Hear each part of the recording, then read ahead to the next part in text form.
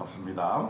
오늘은 죽인 자를 알지 못하거든 이라는 제목으로 말씀을 드리겠습니다. 신명기 21장 1절에 네 하나님 여호와께서 네게 주어 차지하게 하신 땅에서 피살된 시체가 들에 엎드러진 것을 발견하고 그 쳐 죽인 자가 누구인지 알지 못하거든. 신명기 21장은 이제 공동체의 죄에 대해서 말씀하고 있습니다.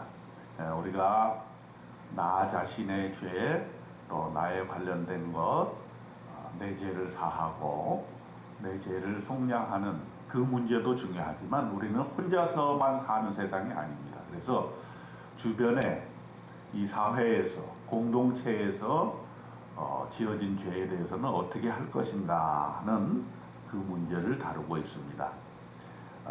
오늘 나온 본문에 보게 될 것 같으면은 죽인 자를 알지 못할 때 어떻게 이 문제를 처리해야 될 것인가 하는 문제입니다.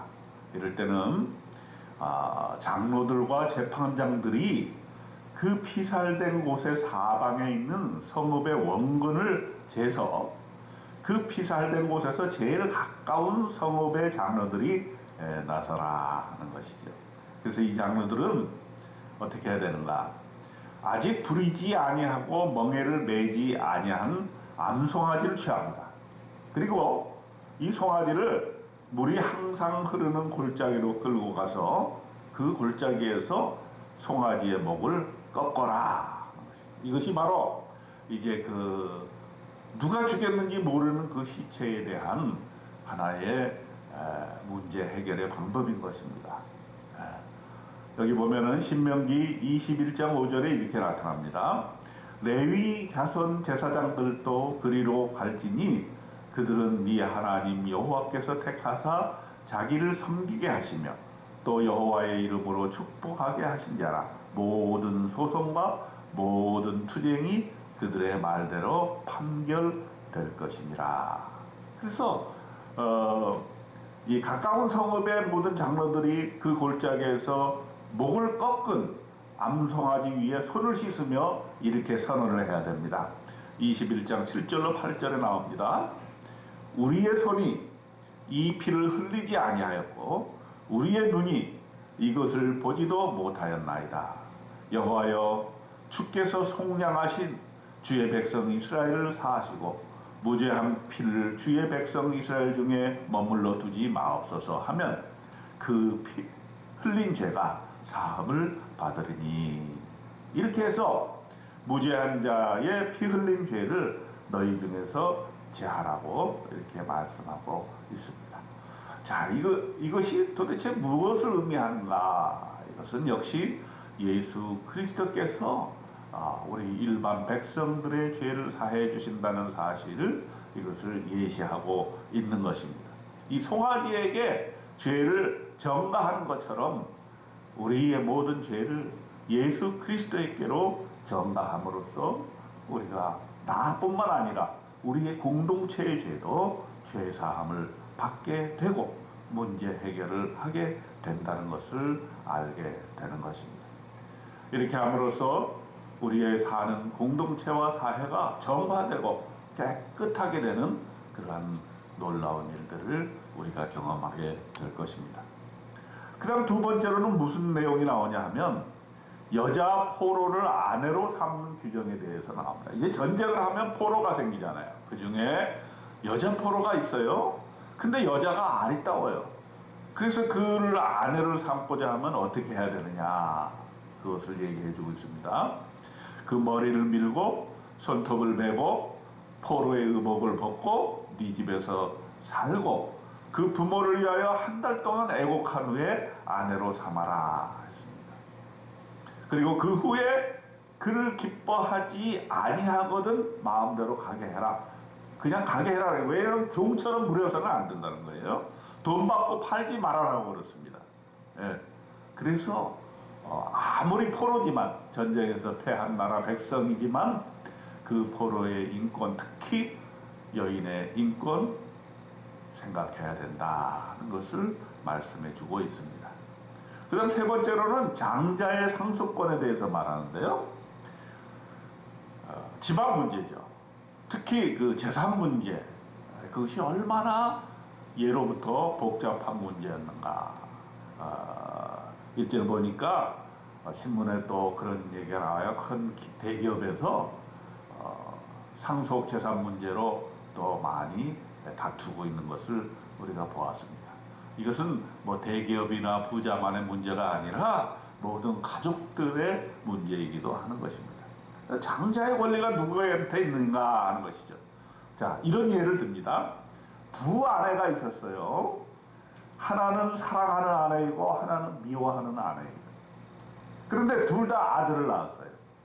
그런데 그 미움받는 자의 아들이 장자가 될 경우에 어떻게 했습니까? 어떻게 하면 좀 저한테 저 미움받는 자의 장자 물려주고 싶지 않겠죠. 그런데 그렇게 해서는 안 된다는 거예요. 미움받는 자의 아들이 장자이면 사랑하는 자의 아들을 미움받는 자의 아들보다 앞세우지 말아라 하는 거예요. 자기가 사랑한다고 해서 장자가 아닌 자를 앞세우게 되면 어떻게 됩니까? 반드시 그 가정에 문제가 생기고 분쟁이 생기고 화평이 깨지게 되는 것입니다. 그래서 성서는 뭐라고 권면하는가? 반드시 그 미움받는 자의 아들을 장자로 인정해야 한다 하는 것입니다. 그래서 자기의 소유에서 그에게는 두 몫을 주어야 한다라는 것입니다. 그 성서적인 원리는 신명기 21장 17절에 분명히 말씀하고 있습니다. 그는 자기의 기력의 시작이라 장자의 권리가 그에게 있음이니라. 요즘은 이제 뭐 장자 이런 거 따지지 않고 법적으로 1대1대1 이렇게 하고 또 아내에게는 1.5를 주고 이렇게 법으로 정해져 있죠. 그런데 예전에는 장자에게 이렇게 두 몫을 주도록 정해졌는데 그 장자가 미움을 받는 자라고 할지라도 그것을 지켜라. 그래야 가정의 질서가 이루어진다는 그런 권면을 하고 있는 것입니다. 그 다음 네 번째로는 패역한 아들에 대해서 내리는 벌에 대해서 얘기하고 있습니다. 자, 자녀들이라고 해서 다 말을 잘 듣습니까? 다 순종합니까? 다 효자입니까? 그렇지 않지 않습니까? 패역한 아들이 있어요. 이 아들에 대해서 어떻게 해야 될 것인가? 성경은 굉장히 무섭게 이야기를 하고 있습니다. 그의 부모가 그를 끌고 가서 성문에 이르러 그 성읍 장로들에게 나아가라. 그 자식은 완악하고 패역하여 우리 말을 듣지 아니하고 방탕하며 술에 잠긴 자라. 이렇게 말을 하면 그 성읍의 모든 사람이 그를 돌로 쳐서 죽여라.